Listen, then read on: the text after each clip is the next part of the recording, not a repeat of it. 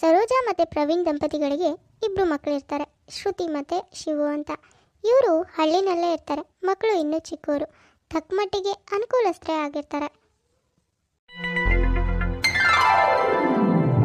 ಅಮ್ಮ, ನಾಡಿದ್ದು ನನ್ನ ಹುಟ್ಟಿದಬ್ಬ ಅಲ್ವಾ? ಸ್ಕೂಲ್ನಲ್ಲಿ ಫ್ರೆಂಡ್ಸ್ ಎಲ್ಲರನ್ನೂ ಮನೆಗೆ ಕರೆದು ಬರ್ತ್ಡೇ ಸೆಲೆಬ್ರೇಟ್ ಮಾಡೋಣವಾ? ಅಪ್ಪಂಗೆ ಹೇಳು ಪ್ಲೀಸ್ ಅಮ್ಮ. ಮಗಳೇ ಶ್ರುತಿ, ನಿನ್ನ ಅಪ್ಪನ ಹತ್ರ ಅಷ್ಟೆಲ್ಲ ಹಣ ಇವಾಗ ಎಲ್ಲಿದೆ ಹೇಳು? ಈ ಸಾರಿ ಸ್ಕೂಲ್ ಫ್ರೆಂಡ್ಸಿಗೆ ಎಲ್ಲಿಗೂ ಚಾಕ್ಲೇಟ್ ತೊಗೊಂಡೋಗಿ ಕೊಡು. ಮುಂದಿನ ವರ್ಷದಿಂದ ನಿನ್ನ ಹುಟ್ಟಿದಬ್ಬನ ನಿನ್ನ ಸ್ಕೂಲ್ ಫ್ರೆಂಡ್ಸ್ ಎಲ್ಲರೂ ಕರೆದು ಮನೇಲೇ ಆಚರಿಸೋಣ ಆಯಿತಾ? ಅಪ್ಪನ ಹತ್ರ ನಾನೇ ಮುಂದಿನ ಸಾರಿ ಮಾತಾಡ್ತೀನಿ. ಅಮ್ಮ, ಮುಂದಿನ ವರ್ಷ ನನ್ನ ಫ್ರೆಂಡ್ಸ್ ಎಲ್ಲರೂ ಬೇರೆ ಬೇರೆ ಸ್ಕೂಲಿಗೆ ಹೋಗ್ತಾರೆ. ಅವಾಗ ಇವ್ರು ಯಾರೂ ಇರಲ್ಲ, ಹೊಸ ಹೊಸ ಫ್ರೆಂಡ್ಸ್ ಸಿಗ್ತಾರೆ. ಪ್ಲೀಸ್ ಅಮ್ಮ. ಶ್ರುತಿ, ಮುಂದಿನ ವರ್ಷ ಈ ಫ್ರೆಂಡ್ಸ್ ಇಲ್ಲದೆ ಇದ್ರೆ ಏನಂತೆ? ಬೇರೆ ಬೇರೆ ಹೊಸ ಹೊಸ ಫ್ರೆಂಡ್ಸ್ ಆಗ್ತಾರಲ್ವಾ, ಅವ್ರ ಜೊತೆನೆ ಹುಟ್ಟಿದ ಆಚರಿಸುವಂತೆ. ಏನೋ ಅವಾಗಿಂದಾನು ತಾಯಿ ಮಗಳು ಏನೋ ಮಾತಾಡ್ತಾನೆ ಇದ್ದೀರಾ, ಏನು ವಿಷಯ? ಅಪ್ಪ, ನಾಡಿದ್ದು ನನ್ನ ಹುಟ್ಟಿದ ದಿನ, ಅದಕ್ಕೆ ಸ್ಕೂಲ್ ಫ್ರೆಂಡ್ಸ್ ಎಲ್ರೂ ಮನೆಗೆ ಕರೆದು ಮನೇಲೇ ನನ್ನ ಹುಟ್ಟಿದಬ್ಬ ಆಚರಿಸಿ ಪ್ಲೀಸ್ ಅಪ್ಪ. ಅಮ್ಮ ಬೇಡ ಅಂತಿದ್ದಾಳೆ. ಹೌದು ಮಗಳೇ, ಈ ವರ್ಷ ಸ್ಕೂಲ್ ಫ್ರೆಂಡ್ಸ್ ಎಲ್ರಿಗೂ ಚಾಕ್ಲೇಟ್ ತೊಗೊಂಡೋಗಿ ಕೊಡು. ಮುಂದಿನ ವರ್ಷದಿಂದ ನಿನ್ನ ಫ್ರೆಂಡ್ಸ್ ಎಲ್ಲರೂ ಮನೆಗೆ ಕರೆದು ಮನೇಲೇ ನಿನ್ನ ಹುಟ್ಟಿದಬ್ಬ ಆಚರಣೆ ಮಾಡೋಣ. ಇವಾಗ ಅಪ್ಪನ ಹತ್ರ ದುಡ್ಡಿಲ್ಲ. ಶ್ರುತಿಗೆ ತನ್ನ ಹುಟ್ಟಿದಬ್ಬನ ತನ್ನ ಸ್ಕೂಲ್ ಫ್ರೆಂಡ್ಸ್ ಜೊತೆ ಆಚರಿಸ್ಕೊಳ್ಬೇಕು ಅಂತ ತುಂಬಾ ಆಸೆ ಇರುತ್ತೆ. ಆದರೆ ಮನೇಲಿ ಅಪ್ಪ ಅಮ್ಮ ಇಬ್ಬರು ಈ ವರ್ಷ ಬೇಡ, ಮುಂದಿನ ವರ್ಷ ಆಚರಣೆ ಮಾಡೋಣ ಅಂತ ಹೇಳಿ ಸಮಾಧಾನ ಮಾಡ್ತಾರೆ. ಚಿಕ್ಕಲ್ಲಿರುವಾಗ ಎಲ್ಲನೂ ಅಪ್ಪ ಅಮ್ಮನೇ. ಯಾಕೆ ಅಂದರೆ ಒಂದು ಚಿಕ್ಕ ₹1 ಚಾಕ್ಲೇಟ್ ತಗೊಳ್ಬೇಕಂದ್ರೂ ಅವರು ₹1 ಕೊಟ್ಟರೆ ಮಾತ್ರನೇ ಆಗೋದು. ದೊಡ್ಡವರಾದ್ಮೇಲಾದರೆ ಎಲ್ಲರೂ ದುಡಿತಾರೆ, ಅವ್ರ ಖರ್ಚುಗಳಿಗೆ ಅವರೇ ಸಂಪಾದನೆ ಮಾಡ್ಕೊಳ್ತಾರೆ. ಆದರೆ ಶ್ರುತಿ ಇನ್ನು ಚಿಕ್ಕ ವಯಸ್ಸು, ಮನೇಲಿ ತಂದೆ ತಾಯಿ ಕೊಟ್ಟರೆ ಮಾತ್ರನೇ ಅವಳ ಕೈನಲ್ಲಿ ಹಣ. ಹಾಗಾಗಿ ಏನೂ ಮಾಡೋಕ್ಕಾಗದೆ ಅವ್ರು ಹೇಳ್ದಾಗೆ ಚಾಕ್ಲೇಟ್ ತೊಗೊಂಡು ಹೋಗ್ತಾಳೆ. ಹೀಗೆ ಸ್ವಲ್ಪ ದಿನ ಕಳೆಯುತ್ತೆ. ಸ್ವಲ್ಪ ದಿನ ಆದಮೇಲೆ ಸರೋಜನ್ ಮಗ ಶಿವು ಹುಟ್ಟಿದ ದಿನ ಬರುತ್ತೆ. ಮಗನ ಹುಟ್ಟಿದ ಹಬ್ಬನ ಸ್ಕೂಲ್ನಲ್ಲೇ ಆಚರಿಸ್ತಾರೆ. ಅವತ್ತಿನ ದಿನ ಇಡೀ ಸ್ಕೂಲ್ ಮಕ್ಕಳಿಗೆಲ್ಲ ಸರೋಜಾ ಮತ್ತು ಪ್ರವೀಣ್ ಮಗನ ಹುಟ್ಟಿದ ಹಬ್ಬದ ಸಲುವಾಗಿ ಊಟ ಬೇರೆ ಹಾಕಿಸ್ತಾರೆ. ಅರೆ ಶ್ರುತಿ, ನಿನ್ನ ಅಪ್ಪ ಅಮ್ಮ ನಿನ್ನ ಬರ್ತಡೇಗೆ ಮಾತ್ರ ಏನೂ ಮಾಡಿಲ್ಲ, ಆದರೆ ನಿನ್ನ ತಮ್ಮನ ಬರ್ತಡೇಗೆ ಇಡೀ ಸ್ಕೂಲ್ಗೇನೆ ಊಟ ಹಾಕ್ಸಿದ್ದಾರೆ. ಅದು ಅಲ್ಲದೆ ಎಷ್ಟು ದೊಡ್ಡ ಕೇಕ್ ತಂದಿದ್ರು. ಆದರೆ ನಿನ್ನ ಹುಟ್ಟಿದ ಹಬ್ಬಕ್ಕೆ ಬರೀ ಚಾಕ್ಲೇಟ್ ಕೊಡಿಸಿದ್ರಲ್ಲೇ, ಯಾಕೆ ಹಾಗೆ ಮಾಡಿದ್ರು ಶ್ರುತಿ ನಿನ್ನ ಅಪ್ಪ ಅಮ್ಮ? ಅದು ಏನಿಲ್ಲ ಕಣೆ, ನನ್ನ ಹುಟ್ಟಿದಬ್ಬ ಟೈಮ್ನಲ್ಲಿ ಅಮ್ಮ ಅಪ್ಪನ ಹತ್ರ ಹಣ ಇರಲಿಲ್ವಂತೆ. ಅದಕ್ಕೆ ಮುಂದಿನ ವರ್ಷ ಆಚರಿಸೋಣ ಅಂತ ಹೇಳಿದರು, ನಾನು ಹೂ ಅಂದೆ. ಅರೆ, ಇದೇನು ಶ್ರುತಿ ಹೀಗೆ ಹೇಳ್ತಿದ್ಯಾ? ಅಲ್ಲ, ನಿನ್ನ ತಮ್ಮನ ಬರ್ಡೇಗಿರುತ್ತೆ, ನಿನ್ನ ಬರ್ಡೇಗಿರಲ್ವಾ ಹೇಳು? ಶ್ರುತಿಗೆ ತನ್ನ ಫ್ರೆಂಡ್ ಪಿಂಕಿ ಹೇಳೋ ಮಾತಿಂದ ತುಂಬಾ ಬೇಜಾರಾಗುತ್ತೆ. ಸುಮ್ಮನೆ ಏನೂ ಮಾತಾಡ್ದೇನೆ ಬೇಜಾರು ಮಾಡಿಕೊಂಡು ಮನೆಗೆ ಹೋಗ್ತಾಳೆ. ಅಮ್ಮ, ನನ್ನ ಹುಟ್ಟಿದಬ್ಬ ಮಾಡೋಣ ಅಂತ ಹೇಳಿದ್ರೆ ಅಪ್ಪನ ಹತ್ರ ದುಡ್ಡಿಲ್ಲ ಅಂದ್ರಿ, ಆದರೆ ತಮ್ಮನ ಹುಟ್ಟಿದಬ್ಬ ಮಾಡೋಕೆ ಮಾತ್ರ ದುಡ್ಡಿತ್ತು ಅಲ್ವಾ ನಿಮ್ಮ ಹತ್ರ? ಶ್ರುತಿ, ತಮ್ಮ ನಿನಗಿಂತ ಚಿಕ್ಕೋನು ಕಣೆ, ಮನೆ ಗಂಡು ಮಗ. ಅದು ಅಲ್ಲದೆ ನಿನ್ನ ಹುಟ್ಟಿದಬ್ಬ ಟೈಮ್ನಲ್ಲಿ ಅಪ್ಪನ ಹತ್ರ ದುಡ್ಡಿರಲಿಲ್ಲ, ಆದರೆ ತಮ್ಮನ ಹುಟ್ಟಿದಬ್ಬಕ್ಕಂತಾನೆ ಅಪ್ಪನ ಫ್ರೆಂಡ್ಸ್ ಹತ್ರ ಎಲ್ಲ ಹಣ ಇಸ್ಕೊಂಡು ಬಂದಿರೋದದು. ಮುಂದಿನ ವರ್ಷ ಮಾಡೋಣ ಬಿಡು, ಯಾಕೆ ಹೀಗೆ ಮಾಡ್ತೀಯಾ? ಸಾಕು, ಸುಮ್ಮನೆ ಇರಮ್ಮ. ನಿನಗೆ ಅಪ್ಪಂಗೆ ಅವನೇ ಹೆಚ್ಚು, ಅದಕ್ಕೆ ಅವನು ಹುಟ್ಟಿದಬ್ಬನ ಗ್ರ್ಯಾಂಡಾಗಿ ಸ್ಕೂಲ್ನಲ್ಲಿ ದೊಡ್ಡ ಕೇಕ್ ತೊಗೊಂಡು ಬಂದು ಎಲ್ರಿಗೂ ಊಟ ಹಾಕಿ ಸೆಲೆಬ್ರೇಟ್ ಮಾಡಿದ್ರಿ. ಏ ಶ್ರುತಿ, ಅದೆಷ್ಟೇ ಮಾತಾಡ್ತೀಯಾ? ಹೋಗಿ ಓದ್ಕೊಳ್ಳೆ ನೀನು. ನಿಮಗೆ ಓದೋಕ್ಕೆಲ್ಲ ಆಗಲ್ಲ, ಆದರೆ ಹೀಗೆಲ್ಲ ಮಾತಾಡೋಕ್ಕೆ ಬರುತ್ತೆ ಅಲ್ವಾ? ಮೊದಲು ಹೋಗಿ ಓದ್ಕೊ, ಎಕ್ಸಾಮ್ ಎಲ್ಲ ಶುರುವಾಗುತ್ತೆ ಇನ್ನೊಂದು ಸ್ವಲ್ಪ ದಿನಕ್ಕೆ. ಸರೋಜಾ ಮತ್ತು ಪ್ರವೀಣ್ಗೆ ಗಂಡು ಮಗ ಅಂದ್ರೇ ಸ್ವಲ್ಪ ಪ್ರೀತಿ ಜಾಸ್ತಿ. ಇವರಿಬ್ರಿಗೆ ಮಾತ್ರ ಅಲ್ಲ, ಎಲ್ಲರ ಮನೇಲೂ ಇದೇ ಹಣೆ ಬರ. ಮನೇಲಿರೋ ಹೆಣ್ಮಕ್ಳಿಗಿಂತ ಅದೇನೋ ಗೊತ್ತಿಲ್ಲ, ಗಂಡು ಮಕ್ಕಳ ಮೇಲೆ ತುಂಬ ಪ್ರೀತಿ ಜಾಸ್ತಿ ಇರುತ್ತೆ. ಹಾಗೆ ಸರೋಜಾ ಮತ್ತು ಪ್ರವೀಣ್ ಕೂಡ ಮಗನ ಮೇಲೆ ಪ್ರೀತಿಯಿಂದ ಬರ್ತಡೇನ ತುಂಬ ಗ್ರ್ಯಾಂಡಾಗೆ ಮಾಡ್ತಾರೆ. ಆದರೆ ಮಗಳ ಬರ್ತಡೇನ ತುಂಬ ಸಿಂಪಲ್ಲಾಗಿ ಮಾಡ್ತಾರೆ. ಇದರಿಂದ ಶ್ರುತಿಗೆ ತುಂಬಾ ಬೇಜಾರಾಗುತ್ತೆ. ಹೀಗೆ ಸ್ವಲ್ಪ ದಿನ ಕಳೆಯುತ್ತೆ. ಒಂದಿನ ಮನೇಲಿ ಒಂದು ಫಂಕ್ಷನ್ ಇರುತ್ತೆ. ಅದಕ್ಕೆ ಸರೋಜಾ ಮತ್ತು ಪ್ರವೀಣ್ ಹೊಸ ಬಟ್ಟೆ ತರೋ ಯೋಚನೆ ಮಾಡ್ತಾ ಇರ್ತಾರೆ. ಅಮ್ಮ, ನನಗೆ ಜೀನ್ಸ್ ಪ್ಯಾಂಟು ಮತ್ತು ಚಂದ ಇರೋ ಶರ್ಟ್ ಕೊಡ್ಸಮ್ಮ ಪ್ಲೀಸ್. ಹ್ಞೂ ಕಣ ಮಗನೆ, ನಿನ್ಗೆ ಏನು ಇಷ್ಟನೋ ಅದೇ ಥರದ ಬಟ್ಟೆನ ಆರಿಸಿ ತೊಗೊಂಬರ್ತೀನಿ, ಆಯ್ತಾ ಮಗನೆ? ಅಮ್ಮ ಅಮ್ಮ, ನನಗೂ ಉದ್ದ ಇರೋ ಫ್ರಾಕ್ ಕೊಡ್ಸು, ಗೊಂಬೆಗೆಲ್ಲ ಹಾಕೊಂಡಿರ್ತಾರಲ್ಲ ಆ ಥರದ್ದು. ಶ್ರುತಿ, ನಿನಗೆ ಯಾಕೆ ಇವಾಗ ಬಟ್ಟೆ? ಅಷ್ಟೊಂದು ಬಟ್ಟೆ ಇದ್ದಾವೆ, ಅದರಲ್ಲೇ ಯಾವುದಾದ್ರೂ ಒಂದು ಚೆನ್ನಾಗಿರೋದು ಹಾಕೋ ಸಾಕು. ಮತ್ತೆ ಹೊಸ ಬಟ್ಟೆ ಎಲ್ಲ ತರೋದು ಬೇಡ. ಹೋಗಮ್ಮ ನೀನು. ತಮ್ಮಂಗಾದ್ರೆ ಹೊಸ ಬಟ್ಟೆ ಕೊಡಿಸ್ತೀನಿ ಅಂದ ತಾನೆ. ಅವನ ಹತ್ರನೂ ತುಂಬ ಬಟ್ಟೆ ಇದ್ದಾವೆ, ಆದರೂ ಏನೂ ಹೇಳಲಿಲ್ಲ ನೀನು. ಆದರೆ ನನಗೆ ಮಾತ್ರ ಹಳೆ ಬಟ್ಟೆ ಹಾಕೋ ಅಂತಿದ್ಯಾ. ಹೋಗಮ್ಮ ನೀನು, ನನಗೆ ಯಾವ ಬಟ್ಟೆನೂ ಬೇಡ ಹಳೆದು. ಮಗಳೇ, ಅವ್ನು ನಿನ್ನ ತಮ್ಮ ತಾನೇ, ಚಿಕ್ಕೋನು ಪಾಪ, ಏನೋ ಇಷ್ಟಪಡ್ತಾನೆ, ಅದಕ್ಕೆ ಕೊಡಿಸ್ತೀವಿ ಅಂದಿದ್ದು. ನಿನ್ನ ಹತ್ರ ಮೊನ್ನೆ ದೊಡ್ಡಮ್ಮನ ಮಗಳು ಮದುವೆಗೆ ತಂದಿದ್ವಲ್ಲ, ಆ ಬಟ್ಟೆ ಇದೆ ತಾನೇ, ಅದನ್ನ ಒಂದೇ ಸಾರಿ ಹಾಕಿರೋದಲ್ವಾ, ಅದನ್ನೇ ಹಾಕೋ. ತಮ್ಮನಿಗೂ ಅವಾಗಲೇ ಬಟ್ಟೆ ತಂದಿದ್ದು, ಆದರೆ ಇವಾಗ ಮತ್ತೆ ಕೊಡಿಸ್ತೀನಿ ಅಂತ ಹೇಳ್ತಿದ್ದೀರಾ. ಅವನು ಕೂಡ ಒಂದೇ ಸಾರಿ ಹಾಕಿರೋದು, ಅದೇ ಬಟ್ಟೆ ಹಾಕೋಬಹುದು ತಾನೇ, ಆದರೆ ಅವನಿಗೆ ಮಾತ್ರ ಹೊಸ ಬಟ್ಟೆ ಕೊಡಿಸ್ತೀರಾ. ಶ್ರುತಿ, ಇವಾಗ ತುಂಬ ಮಾತಾಡೋದು ಕಲ್ತಿದ್ಯಾ ನೀನು. ತಲೆ ಮೇಲೆ 4 ಬಾರಿಸ್ತೀನಿ. ಸುಮ್ಮನೆ ಬಾಯಿ ಮುಚ್ಕೊಂಡು ಓದ್ಕೊಳಕ್ ಹೋಗು ನೀನು. ಓದು ಬರೆಯೋದೇನು ಮಾಡಬೇಡಿ, ಇದೆಲ್ಲ ಚೆನ್ನಾಗಿ ಮಾಡ್ತೀರಾ. ಮೊದಲು ಹೋಗು ನಿನ್ನ ರೂಮಿಗೆ. ತಂದೆ ತಾಯಿ ಮಾಡೋದು ನೋಡಿ ಶ್ರುತಿಗೆ ತುಂಬಾನೇ ಬೇಜಾರಾಗ್ತಿರತ್ತೆ. ಯಾಕೆ ಅಂದರೆ ಯಾವಾಗಲೂ ಸರೋಜಾ ಮತ್ತು ಪ್ರವೀಣ್ಗೆ ತನ್ನ ಮಗನೇ ಹೆಚ್ಚು. ಮಗಳಿಗೆ ಏನೇ ಕಡಿಮೆ ಆದರೂ ಕೂಡ ಮಗನಿಗೆ ಮಾತ್ರ ಏನೂ ಕಡಿಮೆ ಮಾಡ್ತಿರಲ್ಲ. ಹೀಗೆ ಕೆಲವು ವರ್ಷಗಳೇ ಕಳೆಯುತ್ತೆ. ಶ್ರುತಿ PUC ಮುಗಿಸಿರ್ತಾಳೆ, ಒಳ್ಳೆ ಮಾರ್ಕ್ಸ್ ಕೂಡ ತಗೊಂಡಿರ್ತಾಳೆ. ಮುಂದೆ ಚೆನ್ನಾಗಿ ಓದಬೇಕು ಅಂತ ತುಂಬ ಆಸೆ ಇರುತ್ತೆ ಅವಳಿಗೆ. ಆದರೆ ಏನು ಮೆಡಿಕಲ್ ಓದ್ತೀಯಾ? ನೋಡು ಶ್ರುತಿ, ಅಷ್ಟೆಲ್ಲ ಓದಿಸೋಕೆ ನನ್ನ ಹತ್ರ ಹಣ ಇಲ್ಲಮ್ಮ. ಡಿಗ್ರಿ ಮಾಡು. ನೀನೇನು ಅಷ್ಟೆಲ್ಲ ಓದಿ ದುಡ್ದು ಕೆಲಸ ತಗೊಂಡು ಯಾರನ್ನಾದ್ರೂ ಸಾಕ್ಬೇಕಾ ಹೇಳು? ಇಲ್ಲ ತಾನೇ, ಅದಕ್ಕೆ ಹೇಳ್ತಿರೋದು, ಒಂದು ಡಿಗ್ರಿ ಮಾಡಮ್ಮ ಸಾಕು. ಅಪ್ಪ, ಏನು ಹೇಳ್ತಿದ್ಯಾ ನೀನು? ಅದು ಹಾಗಲ್ಲಪ್ಪ, ನನಗೆ ಓದಬೇಕು ಅಂತ ತುಂಬ ಆಸೆ ಇದೆಯಪ್ಪ. ಪ್ಲೀಸ್ ಅಪ್ಪ, ಮೆಡಿಕಲ್ ಮಾಡ್ತೀನಿ. ಶ್ರುತಿ, ನೀನಷ್ಟೆಲ್ಲ ಓದಬೇಕು ಅಂದರೆ ಎಷ್ಟು ಖರ್ಚಾಗತ್ತೆ ಅಂತ ಗೊತ್ತು ತಾನೇ ನಿನಗೆ? ನಿನ್ನಪ್ಪ ಎಲ್ಲಿಂದ ಅಷ್ಟೆಲ್ಲ ಹಣ ತರ್ತಾರೆ ಹೇಳು? ನೋಡು, ಹೇಳಿದ್ ಕೇಳು. ನೀನು ಸುಮ್ಮನೆ ಡಿಗ್ರಿ ಮಾಡು. ನಿನ್ನಪ್ಪ ಹೇಳ್ದಂಗೆ ನೀನೇನಾದರೂ ದುಡ್ದು ಯಾರನ್ನಾರು ಸಾಕ್ಬೇಕಾ? ಹಾಗೇನಿಲ್ಲ ತಾನೇ? ಅಮ್ಮ, ಅದು ಹಾಗಲ್ಲ, ನಾನು ಹೇಳೋದು ಸ್ವಲ್ಪ ಕೇಳು. ನೋಡು ಶ್ರುತಿ, ನಾವು ಹೇಳ್ದಷ್ಟು ಕೇಳು. ನೀ ಹೇಳ್ದಂಗೆಲ್ಲ ಸೇರ್ಸೋಕ್ಕಾಗಲ್ಲ. ಶ್ರುತಿಗೆ ತುಂಬ ಆಸೆ ಏನೋ ಇರುತ್ತೆ ಓದಬೇಕು ಮುಂದೆ ಅಂತ. ಆದರೆ ಮನೇಲಿ ಅಪ್ಪ ಅಮ್ಮ ಅಷ್ಟೆಲ್ಲ ದುಡ್ಡು ಕೊಟ್ಟು ಓದಿಸೋಕೆ ಒಪ್ಪಲ್ಲ. ಹಾಗಾಗಿ ಶ್ರುತಿ ಅನಿವಾರ್ಯವಾಗಿ ಡಿಗ್ರಿ ಮಾತ್ರ ಮಾಡಬೇಕಾಗತ್ತೆ. ಆದರೆ ಮಾರನೇ ವರ್ಷ ಶಿವು ಕೂಡ PU ಮುಗಿಸ್ತಾನೆ. ಶಿವು ಹೇಳ್ಕೊಳ್ಳೋ ಅಷ್ಟೇನು ಮಾರ್ಕ್ಸ್ ತಗೊಂಡಿರಲ್ಲ, 2nd ಕ್ಲಾಸ್ನಲ್ಲೇ ಪಾಸ್ ಆಗಿರ್ತಾನೆ. ಆದರೂ ಕೂಡ ಅಪ್ಪ ಅಮ್ಮ ಇಬ್ಬರು ಮಾತಾಡಿ ಇಂಜಿನಿಯರಿಂಗ್ ಸೇರಿಸ್ತಾರೆ. ಅಮ್ಮ, ಅಷ್ಟು ಚೆನ್ನಾಗಿ ಮಾರ್ಕ್ಸ್ ತಗೊಂಡು ನಾನು ಮೆಡಿಕಲ್ ಮಾಡ್ತೀನಿ ಅಂದರೆ ದುಡ್ಡಿಲ್ಲ ಅಂತ ಹೇಳಿದ್ರಿ. 2nd ಕ್ಲಾಸ್ನಲ್ಲಿ ಪಾಸ್ ಆಗಿರೋ ನಿನ್ನ ಮಗನಿಗೆ ಇಂಜಿನಿಯರಿಂಗ್ ಮಾಡ್ಸೋಕೆ ದುಡ್ಡಿದೆ ಅಲ್ವಾ ನಿಮ್ಮ ಹತ್ರ? ಶ್ರುತಿ, ಅವನ ಮನೆ ಮಗ, ಎಷ್ಟೇ ಓದಿದ್ರು ಆಮೇಲೆ ಎಲ್ಲ ಮನೆಗೆ ಬರುತ್ತೆ ಕಣೆ. ಹೌದು ಕಣೆ ಶ್ರುತಿ, ಆದರೆ ನೀನು ಹಾಗ ಹೇಳು. ಓದೆಲ್ಲ ಮುಗಿಸಿದ್ಮೇಲೆ ಮದುವೆ ಮಾಡ್ತೀವಿ, ಆಮೇಲೆ ಗಂಡನ ಮನೆಗೆ ಹೋಗ್ತೀರಾ. ಅಲ್ಲಿ ಗಂಡನ ಮನೆಗೆ ಹೋಗಿ ಅವ್ರನ್ನ ಸಾಕೋಕೆ ಇಷ್ಟೆಲ್ಲ ಓದಬೇಕಾ ನೀವು? ಓ, ಅಂದರೆ ಮನೆ ಮಗ ನಿಮ್ಮನೇಲೇ ಇರ್ತಾನೆ, ನಿಮ್ಮನೆಗೆ ಎಲ್ಲ ಕೊಡ್ತಾನೆ, ನಿಮ್ಮನ್ನೇ ನೋಡ್ಕೋತಾನೆ ಅಂತ ಅವನಿಗೆ ಎಷ್ಟು ಸಾಲ ಬೇಕಾದರೂ ಮಾಡಿ ಓದಿಸ್ತೀರಾ ಅಲ್ವಾ? ಅದು ಹಾಗಲ್ಲ ಶ್ರುತಿ. ಅಯ್ಯೋ ಸಾಕು ಸುಮ್ಮನಿರಮ್ಮ, ಎಲ್ಲ ಗೊತ್ತು. ನಾನೇನು ಇನ್ನೂ ಚಿಕ್ಕ ಮಗು ಅಲ್ಲ ನೀನು ಹೇಳೋದನ್ನೆಲ್ಲ ನಂಬ್ಕೊಂಡು ಕೂರೋಕ್ಕೆ. ಶ್ರುತಿಗೆ ತುಂಬಾ ಬೇಜಾರಾಗುತ್ತೆ ಅಪ್ಪ ಅಮ್ಮ ಮಾಡ್ತಿರೋ ತಾರತಮ್ಯ ನೋಡಿ. ಆದರೂ ಏನೂ ಮಾಡೋಕ್ಕಾಗ್ದೇ ಸುಮ್ಮನಾಗ್ತಾಳೆ. ಹೀಗೆ ಕೆಲವು ವರ್ಷ ಕಳೆಯುತ್ತೆ.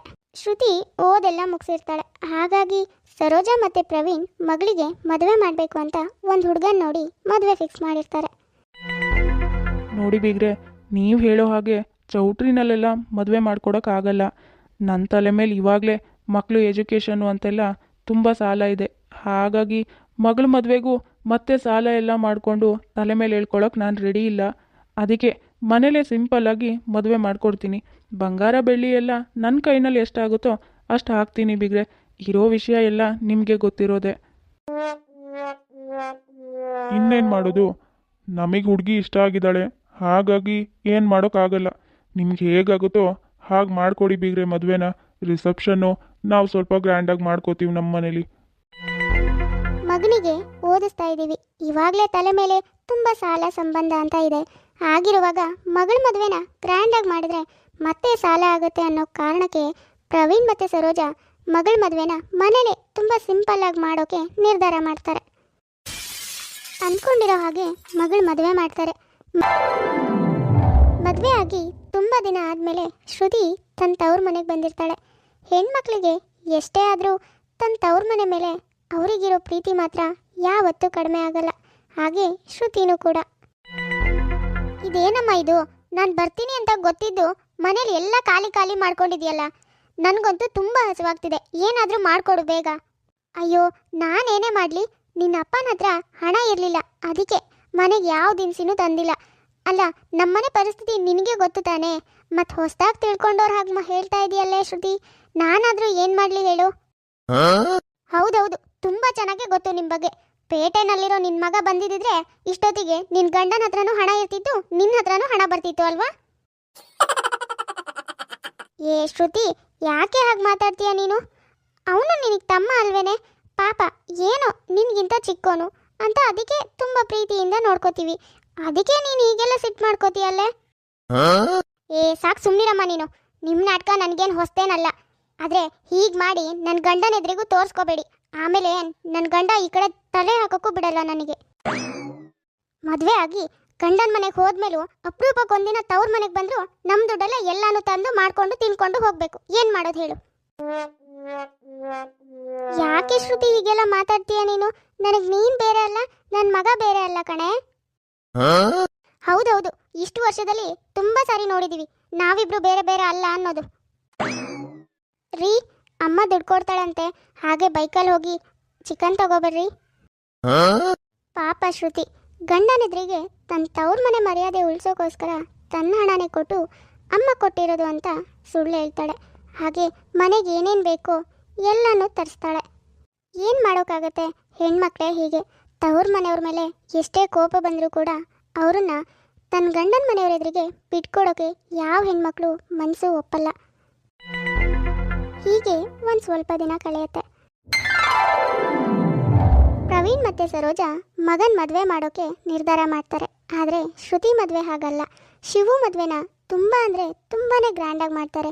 ಊರು ಮನೆ ನೆಂಟರು ದಿಷ್ಟರು ಎಲ್ಲರೂ ಕರೆದು ಮನೆಯೆಲ್ಲ ಡೆಕೋರೇಟ್ ಮಾಡಿ 6-7 ಕುರಿ ಕಡ್ದು ತುಂಬ ಅಂದರೆ ತುಂಬಾ ಗ್ರ್ಯಾಂಡಾಗಿ ಮಾಡ್ತಾರೆ. ನೋಡು, ನಿನ್ನ ಮದುವೆ ಮಾಡುವಾಗ ನಿನ್ನ ತಂದೆ ತಾಯಿಗೆ ಹಣನೇ ಇರಲಿಲ್ಲ, ಎಲ್ಲ ಅರ್ಧೇ ಹೋಗಿದೆ ನಮ್ಮ ಮನೇಲಿ ಅಂತ ಹೇಳಿ ಸಿಂಪಲ್ ಅಂದರೆ ಸಿಂಪಲ್ಲಾಗಿ ಮದುವೆ ಮಾಡಿದರು. ಕರೆಕ್ಟಾಗಿ ಮನೆಗೂ ಒಂದು ಡೆಕೋರೇಷನ್ ಮಾಡಿರಲಿಲ್ಲ. ಆದರೆ ಇವಾಗ ಡೆಕೋರೇಷನ್ ಏನು ಕೇಳ್ತೀಯಾ? ಸಾಲಾಗಿ 5-6 ಕುರಿ ಕಡಿಯೋದೇನು ಕೇಳ್ತೀಯಾ? ಹಳೆ ನೆಂಟರು ಹೊಸ ನೆಂಟರು ಎಲ್ಲರೂ ಕರೆದಿದ್ದಾರೆ.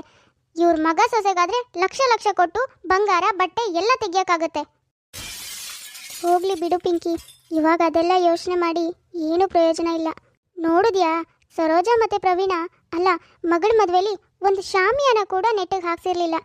ಆದರೆ ಇವಾಗ ಮಗನ ಮದುವೆಗೆ ನೋಡು, ಸ್ಟೇಜ್ ಅಂತೆ, ಹಾಡಂತೆ, ಡೆಕೋರೇಷನು ಎಲ್ಲ ಮಾಡಿಸಿದ್ದಾರೆ.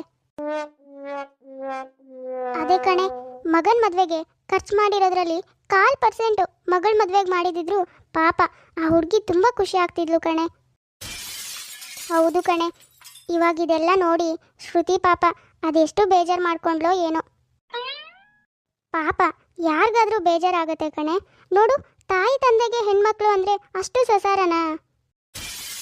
ಹೋಗ್ಲಿ ಬಿಡು, ಏನು ಮಾಡೋಕ್ಕಾಗತ್ತೆ ಹೇಳು. ಇವ್ರು ಇಷ್ಟೆಲ್ಲ ಮಾಡಿದ್ದಕ್ಕೆ ಆ ದೇವರು ಶ್ರುತಿಗೊಂದು ಒಳ್ಳೆ ಗಂಡನ ಮನೆ ಕೊಟ್ಟಿದ್ದಾನೆ. ದೇವ್ರಂತ ಗಂಡ ಸಿಕ್ಕಿದ್ದಾನೆ ಕಣೆ, ಅಷ್ಟು ಸಾಕು ಪಾಪ. ನಿಜ ಕಣೆ ಶ್ರುತಿ, ನಿನ್ನ ತಂದೆ ತಾಯಿ ನಿನ್ನ ಕೇರ್ ಮಾಡಿಲ್ಲ, ಅದಕ್ಕೆ ದೇವ್ರು ಮಾತ್ರ ನಿನಗೆ ದೇವ್ರಂತ ಗಂಡನ ಕೊಟ್ಟಿದ್ದಾನೆ. ಅದೇ ಖುಷಿ. ಏನು ಮಾಡೋಕ್ಕಾಗುತ್ತೆ ಹೇಳು ಪಿಂಕಿ, ನಾವು ಪಡ್ಕೊಂಡು ಬಂದಿರೋದು ನಮಗೆ ತಾನೇ. ಏ ಸಾಕು ಸುಮ್ಮನೆ ಇರು, ಏನು ಪಡ್ಕೊಂಡು ಬಂದಿರೋದು? ನಿನ್ನ ತಂದೆ ತಾಯಿ ಇವಾಗಲೂ ಸಾಲ ಮಾಡಿನೇ ತಾನೇ ಮಗನ ಮದುವೆ ಮಾಡ್ತಿರೋದು. ಆದರೂ ಶ್ರುತಿ, ತಂದೆ ತಾಯಿನೇ ಹೆಣ್ಮಕ್ಳು ಗಂಡ್ಮಕ್ಳು ಅಂತ ಭೇದ ಮಾಡಿದ್ರೆ ಇನ್ನು ಬೇರೆಯವರೆಲ್ಲ ಇನ್ನೇನು ಮಾಡಲ್ಲ, ನೀನೇ ಯೋಚನೆ ಮಾಡು. ಸರಿ, ಏನೋ ನನಗೂ ಬೇಜಾರಾಯಿತು, ಅದಕ್ಕೆ ಹೇಳಿದೆ. ನೀನು ಬೇಜಾರು ಮಾಡ್ಕೋಬೇಡ ಕಣೆ. ಊರಿನವ್ರ ಮಾತು, ಪಿಂಕಿ ಮಾತು, ಎಲ್ಲರೂ ಹೇಳೋ ಮಾತು ಶ್ರುತಿ ಕೂಡ ಸರಿಯಾಗಿದೆ ಅನಿಸುತ್ತೆ. ಆದರೆ ಏನು ಮಾಡೋದು, ಇದೇ ವಿಷಯಕ್ಕೆ ಸಂಕಟಪಟ್ಟು ಕಣ್ಣೀರು ಹಾಕಿದ್ರೆ ಆಮೇಲೆ ತವ್ರ ಮನೆಗೆ ಕಷ್ಟ ಆಗತ್ತೆ ಅಂತ ಸುಮ್ಮನೆ ಆಗ್ತಾಳೆ. ಅಂತೂ ಇಂತೂ ಮಗನ ಮದುವೆ ಮುಗಿಯತ್ತೆ. ಸ್ವಲ್ಪ ದಿನಾನೂ ಕಳೆಯುತ್ತೆ. ಇವಾಗ ಮನೆಗೆ ಸೊಸೆ ಬಂದಿದ್ದಾಳೆ. ಸೊಸೆ ಬಂದಮೇಲೆ ಏನೆಲ್ಲ ಬದಲಾಗತ್ತೆ? ನೋಡಿ ಶಿವು, ಇಷ್ಟು ದಿನ ಆದರೆ ಏನೋ ನಿಮಗೆ ಮದುವೆ ಆಗಿರಲಿಲ್ಲ, ಆದರೆ ಇವಾಗ ಹಾಗಲ್ಲ, ನಿಮಗೆ ಮದುವೆ ಆಗಿದೆ. ಇರೋ ಬರೋ ದುಡ್ಡೆಲ್ಲ ನಿಮ್ಮ ಅಪ್ಪ ಅಮ್ಮನಿಗೆ ಕೊಟ್ಟರೆ ಆಮೇಲೆ ನಮಗೆ ಅಂತ ಏನಿದೆ, ಕೊನೆಗೆ ಬರೀ ಖಾಲಿ ಕೈ ಆಗತ್ತೆ ಅಷ್ಟೇ, ತಿಳ್ಕೊಳ್ಳಿ ನೀವು. ರೇಷ್ಮಾ, ಪಾಪ ಕಣೆ ಅಪ್ಪ ಅಮ್ಮ, ಎಷ್ಟೊಂದು ಕಷ್ಟಪಟ್ಟು ನನ್ನ ಓದಿಸಿದ್ದಾರೆ ಗೊತ್ತಾ ನಿಂಗೆ. ಅಯ್ಯೋ ಸಾಕು, ಸುಮ್ಮನೆ ಇರಿ. ಯಾರು ಏನು ಸುಮ್ಮನೆ ಓದಿಸಲ್ಲ. ಓದಿಸಿದ್ದಕ್ಕೆ ಇಷ್ಟು ವರ್ಷ ದುಡ್ದಿದ್ದೆಲ್ಲ ನಿಮ್ಮನೆಗೆ ತಾನೇ ನೀವು ಕೊಟ್ಟಿರೋದು, ಅಲ್ಲಿಗೆ ಸರಿ ಆಯ್ತಲ್ಲ, ಇನ್ನೇನು. ಹಾಗಲ್ಲ ಕಣೆ ರೇಷ್ಮಾ, ನಿನಗೆ ಗೊತ್ತು ತಾನೇ ಮದುವೆ ಎಲ್ಲ ಎಷ್ಟು ಗ್ರ್ಯಾಂಡಾಗಿ ಮಾಡಿದ್ದಾರೆ ಅಂತ. ಅದಕ್ಕೆಲ್ಲ ಹಣ ಸುಮ್ಮನೆ ಬರುತ್ತಾ ಹೇಳು? ಎಲ್ಲ ಸಾಲ ಮಾಡಿನೇ ಮಾಡಿರೋದು. ಪಾಪ ಇವಾಗ ಆ ಸಾಲನೆಲ್ಲ ವಾಪಸ್ ಕೊಡದೇ ಇದ್ರೆ ಸಾಲ ಕೊಟ್ಟೋರು ಅವರೆಲ್ಲ ಸುಮ್ಮನೆ ಇರ್ತಾರಾ ಹೇಳು? ಅಯ್ಯೋ ಸಾಕು, ಸುಮ್ಮನೆ ಇರ್ತೀರಾ? ಅಲ್ಲ, ನೀವೇನು ಕೇಳ್ಕೊಂಡಿದ್ರಾ ಸಾಲ ಮಾಡಿ ಇಷ್ಟೆಲ್ಲ ಗ್ರ್ಯಾಂಡಾಗಿ ನನ್ನ ಮದುವೆ ಮಾಡಿ ಅಂತ? ಇಲ್ಲ ತಾನೇ? ಅಲ್ಲ, ಅವ್ರಿಗೆ ಬೇಕಾಗಿತ್ತು ಮಾಡಿದ್ರು, ಅವರಿಷ್ಟಕ್ಕೆ ಅವರೇ ಸಾಲ ಮಾಡಿ ಇಷ್ಟೆಲ್ಲ ಮಾಡಿದ್ರೆ ನಾವೇನು ಮಾಡೋಕ್ಕಾಗುತ್ತೆ? ಇವ್ರು ಸಾಲ ಮಾಡಿರೋದನ್ನ ನಾವು ಜೀವನ ಪೂರ್ತಿ ತೀರಿಸ್ತಾ ಇರೋಕ್ಕಾಗತ್ತಾ? ನೀವೇ ಯೋಚನೆ ಮಾಡಿ. ಅದು ನಿಜಾನೇ ರೇಷ್ಮಾ, ಆದರೆ ಅಲ್ಲ ರೀ, ನೀವೇ ಯೋಚನೆ ಮಾಡಿ. ಈ ಹಳ್ಳಿನಲ್ಲಿ ಏನು ಅಂದರೆ ಏನೂ ಇಲ್ಲ, ನಿಮ್ಮ ಸಂಬಳನೇ ನಂಬ್ಕೊಂಡು ಎಲ್ಲ ಇರಬೇಕು. ಹೀಗೆ ಜೀವನ ಪೂರ್ತಿ ಇವ್ರು ಮಾಡಿರೋ ಸಾಲ ತೀರಿಸ್ತಾ ಇಲ್ಲೇ ಇದ್ದರೆ ನಮಗೆ ಅಂತ ಏನಾದರೂ ಮಾಡ್ಕೊಳ್ಳೋದು ಯಾವಾಗ? ನಮಗೆ ಹುಟ್ಟೋ ಮಕ್ಕಳಿಗೆ ನಾವು ಅಂತ ಏನಾದರೂ ಮಾಡಬೇಕು ತಾನೇ? ಹೌದು ರೇಷ್ಮಾ, ನನಗಿದೆಲ್ಲ ಯೋಚನೆನೇ ಬಂದಿಲ್ಲ. ನಾವು ನಾಳೆನೇ ಸಿಟಿಗೆ ಹೋಗೋಣ ಆಯಿತಾ? ಮಗ ಸೊಸೆ ಹೀಗೆ ಮಾತಾಡ್ತಾ ಇರೋದನ್ನ ಸರೋಜಾ ಕೇಳಿಸ್ಕೊಂಡಿರ್ತಾಳೆ. ಆದರೆ ಗಂಡನ ಹತ್ರ ಹೇಳಿದ್ರೆ ಪಾಪ ಬೇಜಾರು ಮಾಡ್ಕೋತಾರೆ ಅಂತ ಯಾರಿಗೂ ಏನೂ ಹೇಳ್ದೇನೆ ಸುಮ್ಮನಾಗ್ತಾಳೆ. ಮಾರನೇ ದಿನ ಬೆಳಗ್ಗೆ ಮಗ ಸೊಸೆ ಇಬ್ಬರು ಸಿಟಿಗೆ ಹೊರಡ್ತಾರೆ. ಅರೆ, ಇದೇನೋ ಶಿವು, ಇದ್ದಕ್ಕಿದ್ದಾಗೆ ಸಿಟಿ ಕಡೆ ಹೊರಟಿದ್ಯಾ?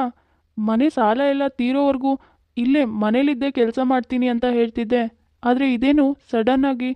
ಅಯ್ಯೋ ಸಾಕು, ಸುಮ್ಮನೆ ಇರಿ ಅಪ್ಪ.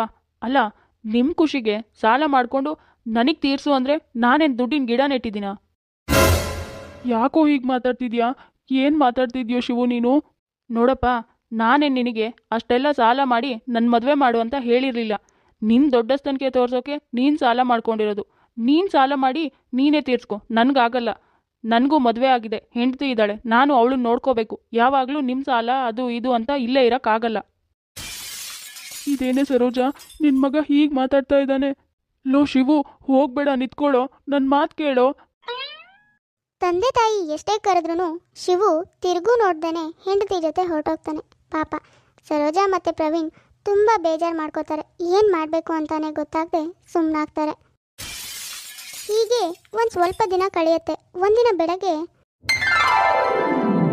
ನೋಡಿ ಸರ್, ಈ ಮನೆ ಮತ್ತು ಮನೆ ಸುತ್ತ ಇರೋ ಜಾಗ ಎಲ್ಲನೂ ನಿಮ್ಮ ಮಗ ಸೊಸೆ ನಮಗೆ ಮಾರಿದ್ದಾರೆ. ಅಯ್ಯೋ, ಏನು ಹೇಳ್ತಾ ಇದ್ದೀರಾ ನೀವು? ನಾವು ಇಲ್ಲಿರುವಾಗಲೇ ಇದನ್ನು ಹೇಗೆ ಮಾರೋಕ್ಕಾಗುತ್ತೆ? ನಾವು ಹೇಳ್ತಿರೋದು ನಿಜ ಸರ್, ಬೇಕಾದರೆ ನೀವೇ ನೋಡಿ.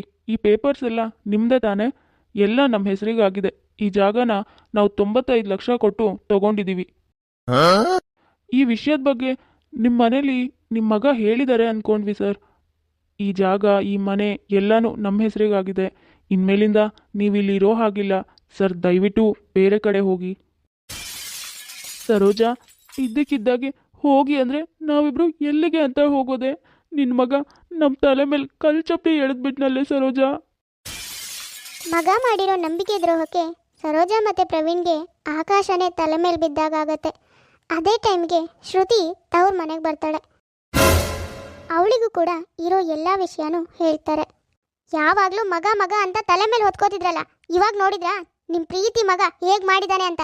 ಅದಕ್ಕೆ ಹೇಳೋದು, ಹೆಣ್ಮಕ್ಳನ್ನೇ ಆಗಲಿ ಗಂಡು ಮಕ್ಳನ್ನೇ ಆಗಲಿ ಇಬ್ಬರೂ ಸಮನಾಗಿ ನೋಡಬೇಕು ಅಂತ. ಗಂಡು ಮಕ್ಕಳು ಅಂದಕ್ಕೂ ನಿಮ್ಗೇನು ಪದವಿ ತಂದು ಕೊಡಲ್ಲ, ಹೆಣ್ಮಕ್ಳು ಅಂದಕ್ಕೂ ನಿಮ್ಮನ್ನೇನು ಬೀದಿಗೆ ತಳ್ಳಲ್ಲ. ನೀವು ಹಾಗೆ ಭೇದ ಭಾವ ಮಾಡಿನೇ ನಿಮ್ಗೆ ಈ ಸ್ಥಿತಿ ಬಂದಿರೋದು.